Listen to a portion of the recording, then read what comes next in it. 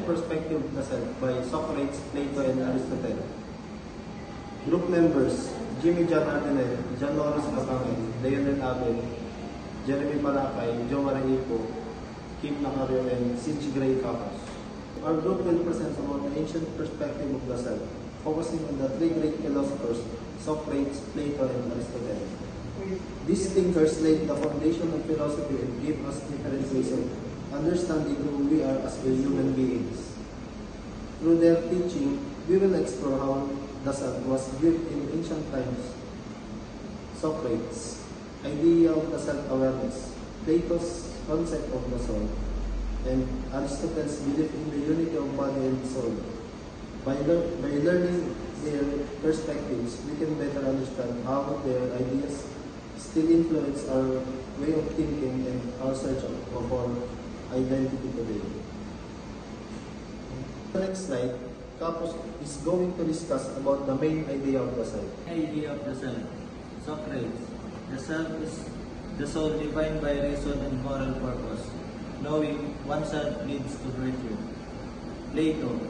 The self is the immortal soul made of reason, spirit, and appetite.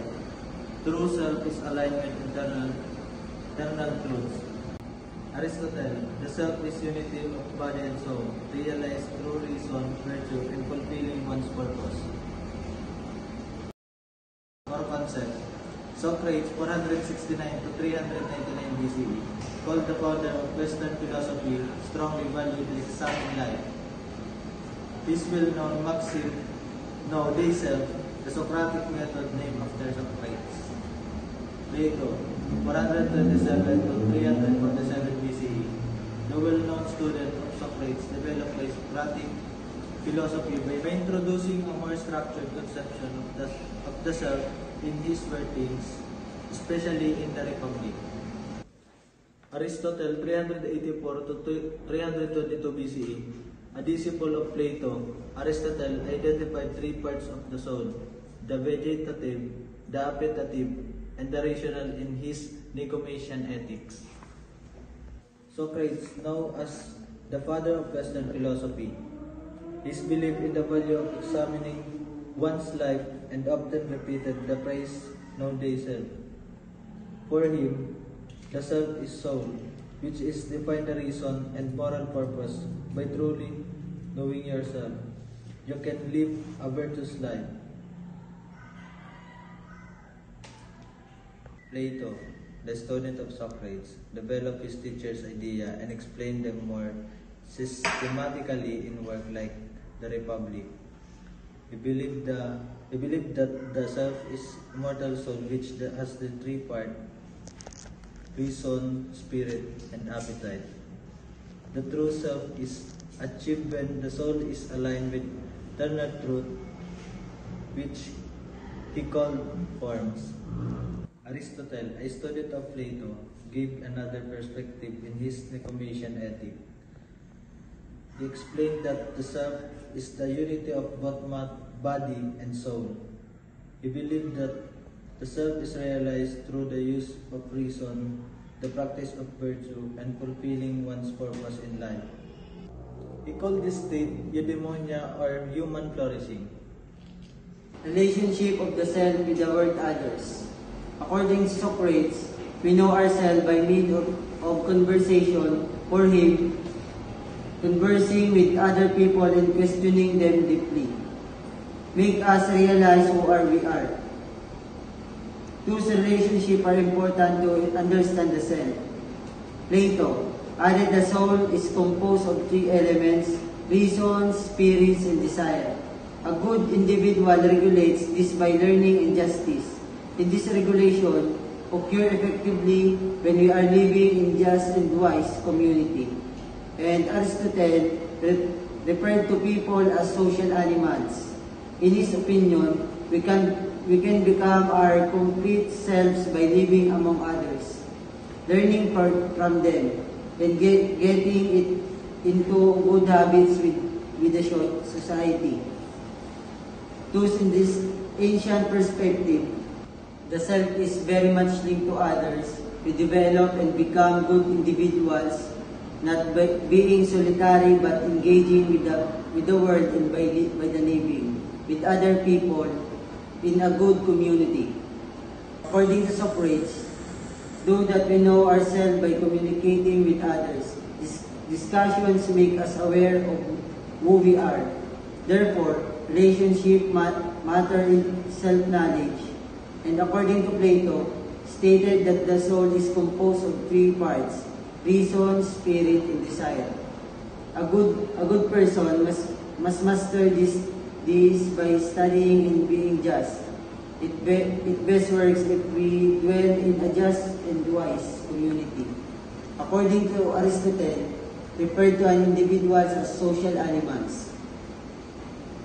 According to him, we become our best when we live among others, learn from them, and acquiring good habits in society. In short, ancient times individuals used to think that we develop and improve ourselves through company, not to solitude. Key characteristic of the self. Ancient perspective. Socrates, the self is the soul that seeks the truth and goodness. Know yourself. Emphasize self-awareness. Plato, the soul has three parts, rational, spirited, and appetitive. The true self is the immortal soul that aims knowledge. Aristotle, the self is the combination of body and soul. Its purpose is to achieve eudaimonia, human flourishing, through virtuous living. Socrates, the self is the soul that constantly seeks the truth and goodness. His famous principle, know yourself, highlights the importance of self-awareness. Plato, the soul has three parts. Number 1, rational seeks the truth and wisdom. Number 2, spirited and represent courage and will. Number 3, appetitive desire bodily pleasure and needs. The true self is the immortal soul which aspired for knowledge and eternal truth. Aristotle, the self is a union of body and soul, not separate from each other. The ultimate purpose of the self is to achieve eudaimonia, human flourishing or happiness, through virtuous living. For understanding personal identity and change. Socrates' identity is tied to the soul and the pursuit of truth, self-awareness, and reflection, maintain one's true self over time. Socrates said that our true identity comes from the soul and the pursuit of truth. Para sa kanya, mahalaga ang self-awareness at reflection para hindi mawala ang tunay na pagkatao kahit may pagbabago. For example, imagine a person who always reflect on am I studying because I want to learn or just because of grades? Kahit magbago ang environment, true identity shows when we stay honest and aware of who we are. According to Plato, that soul is immortal and has three parts: rational, mind, spirited, emotions or will, and appetitive desires. Sabi niya, identity continues because the soul is always striving for knowledge and virtue. And for example, think about young professional. Minsan kasi gusto niyang gumastos ng luho. Appetitive, minsan nai-stress siya sa trabaho.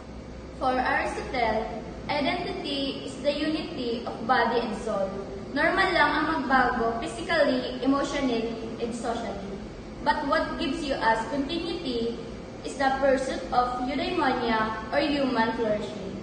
For example, a child grows to a teenager. Then into an adult, nagbabago ang itsura, ugali at priorities. Pero kahit may changes in their goal to live a meaningful life, like building a career, caring for family, and or helping others, keep their identity connected and full. Why it is relevant today? For Socrates remind us of the importance of self-examination. His question, "Who am I?" is still relevant today because it inspires us to think critically about our lives. By reflecting on ourselves, we gain self-knowledge which help us make wiser and more informed decisions. For Plato introduced the idea of tripartite soul, reason, spirit, and desire. This is like our daily struggle between logic and emotion. This concept is still useful today in understanding mental health, motivation, and self-improvement. When we balance reason with our emotion and desire, we become more capable of handling life challenges. For Aristotle believed that we are shaped by our habits and action, which is called virtue ethics. His idea of eudaimonia, or living a purposeful and flourishing life, is still very relevant. It teaches us that by choosing good value, practicing self-discipline, and reflecting on our action, we can improve ourselves and live meaningfully. Overall, together, Socrates, Plato, and Aristotle show us that self-reflection, inner balance, and good habits are timeless lessons. Even in modern times, their teaching guide us in making decisions, improving ourselves, and finding purpose in life. Reference. According to Cobblestone's A History of Philosophy, Volume 1, Greece and Rome explains the growth of philosophy in ancient Greece and Rome. Wikimedia Commons also provides collection of work by Domenico and Conigo, an Italian engraver famous for reproducing classical artworks.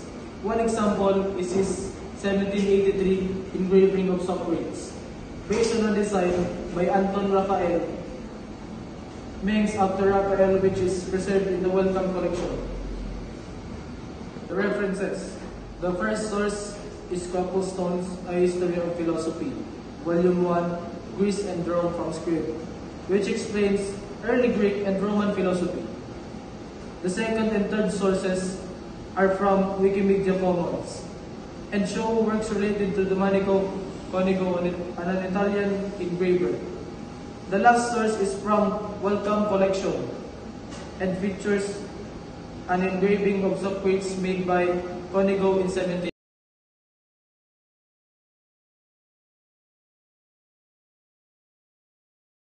Ayo, siyempre mapalit ng tao. Next time! Hindi biningi! Yes, sir! And for the Plato, the soul Plato! Ay, the Plato! Kikaras. That self-reflection. But by... Tatapos naman. Focusing on the great three.